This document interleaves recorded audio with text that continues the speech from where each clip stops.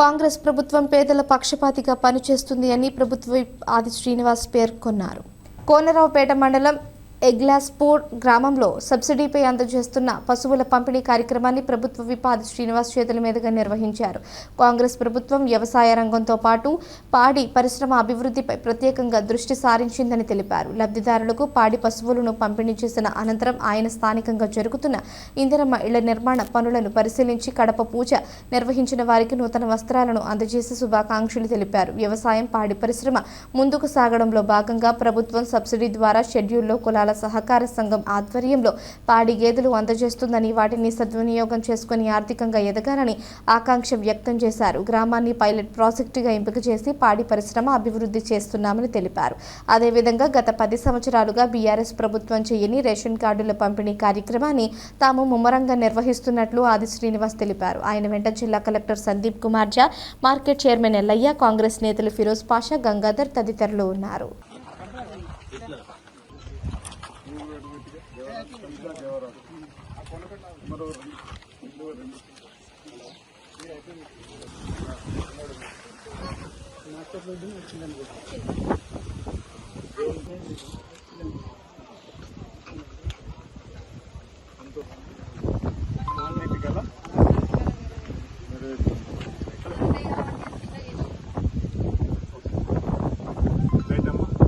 మీలాంటి వాళ్ళ కోసమేనమ్మా, పేదల కోసమే ఇప్పుడు ఇందిరా మిల్ ఇచ్చిన రేవంత్ రెడ్డి చూడండి. తల్లి వస్తున్నప్పుడు ఊరికే రాని మీ చేతికి ఇస్తా అని చెప్పిన మీ కూడా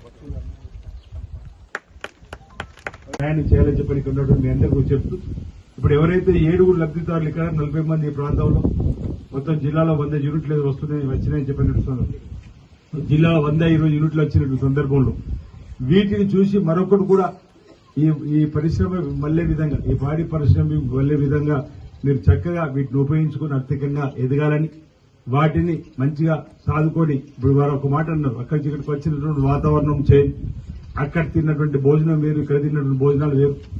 అంటే మేతకు సంబంధించి అక్కడ ఏం తింటుంది, ఇక్కడ ఏం తేడా ఉంటుంది. కాబట్టి వీలైతే అక్కడ మీద కూడా కొద్ది రోజులు మెల్లమెల్లగా వేసేటువంటి కార్యక్రమం చేసుకొని మనకు మంచిగా చేసుకునేటువంటి సందర్భం మీరందరూ కూడా తీసుకొని వాటిని చక్కగా కాపాడుకోవాలని సందర్భం ఇక్కడ ఉన్నటువంటి మీ అందరూ కూడా నేను మనవి చేస్తూ ఈరోజు ఇందిరమ్మ రాజ్యం అంటున్నాం.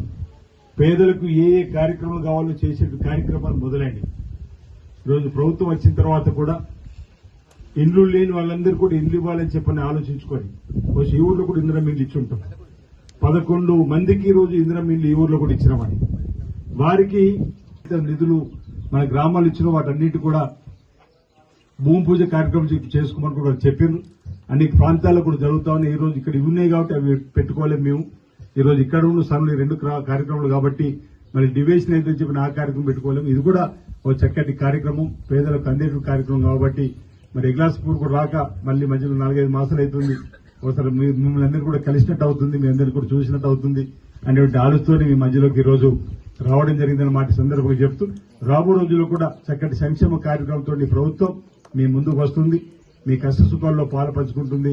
ఈ ప్రభుత్వానికి మీరు అన్నదండలు, మీరు దీవెనలు అందివ్వాలని చెప్పని మీ అందరికీ కూడా తెలియజేస్తూ మరి ఆ పాడి పరిశ్రమ సంబంధించిన కార్యక్రమాన్ని ఆ లబ్ధిదారులకు అందించేటువంటి కార్యక్రమాన్ని అమలు చేయవలసిందిగా